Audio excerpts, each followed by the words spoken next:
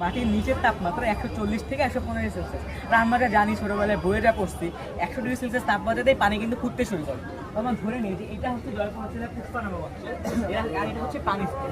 পানির স্তরের থেকে 3000 মিটার নিচে আমরা হিটারটা স্থাপন করেছি। আর এখান থেকে একটা পাম্প ব্যবহার করে আমরা যদি পানিটাকে নিচে নিয়ে আসি, ন্যাচারাল হিটের কারণে কিন্তু এটা বাষ্পে পরিণত হয়।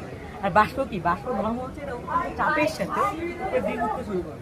যদি বাষ্পটা এখানে নিয়ে এখান থেকে বাষ্প তৈরি হয় আবার, তো এটা এই রাস্তা হয়ে এমনি উপরে চলে যাবে। এটা যে চলার পথটা আছে, যে রাস্তা আছে, এখানে আছে একটা টারবাইন। আর আমাদের এই টারবাইন ঘুরলে কি হয়, বিদ্যুৎ উৎপন্ন হয়। অর্থাৎ এখানে বিদ্যুৎ উৎপন্ন হচ্ছে। মানে যদি শুরু থেকেই বলি, পানিটা এখানে ছিল, সেটাকে নিচে আনছে, আরো নিচে আনতে হবে। যে 100 ডিগ্রি সেলসিয়াস তাপমাত্রা ছিল ওইখানে নিয়ে আসতে হবে। ওইখানে তো তোমার বাষ্প হচ্ছে, ওর থেকে আরো নিচে নিয়ে যাবো। ওখানে যেখানে যেখানে এমন টেম্পারেচার আছে যার ফলে বাষ্পে পরিণত করা সম্ভব, এমন জায়গায় নিয়ে যেতে হবে। এটা আমাদের 3000 মিটার বা এইরকম আর কি।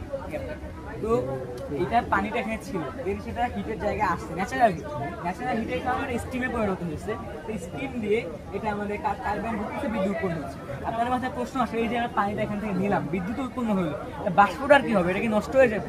আমরা এই বাষ্পটা এই পাইপের মাধ্যমে কন্ডেন্সারে নিয়ে যাবো। কন্ডেন্সার হচ্ছে আমরা যেটা বাষ্পকে ঠান্ডা করে পুনরায় পানিতে রূপান্তর করে দেয়, মানে আবার বাষ্পটা রূপান্তরিত হয়ে চলে আসে।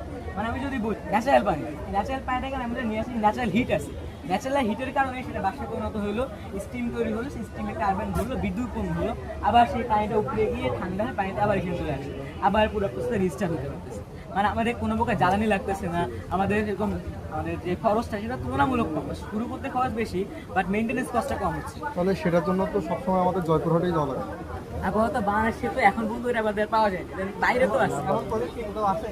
এটা আইসল্যান্ডে শুরু হওয়ার আছে, আইসল্যান্ড শুরু হয় নাই না, এটা বেসিক্যালি যে সব জায়গায় সুপ্ত আগ্নেয়গিরি আছে, ওখানে এটা মোস্টলি পসিবল। আর বাংলাদেশে একটা এরিয়া আছে যেখানে হবে। যদি করি তাহলে প্রতি লিটার পানি থেকে 5 থেকে 10 ওয়াট, ছোট পাওয়ার প্ল্যান্ট থেকে 400 থেকে 500 কিলোওয়াট, আর বড় পাওয়ার প্ল্যান্ট থেকে 1 থেকে 2 মেগাওয়াট বিদ্যুৎ উৎপন্ন করা যায়। ধন্যবাদ।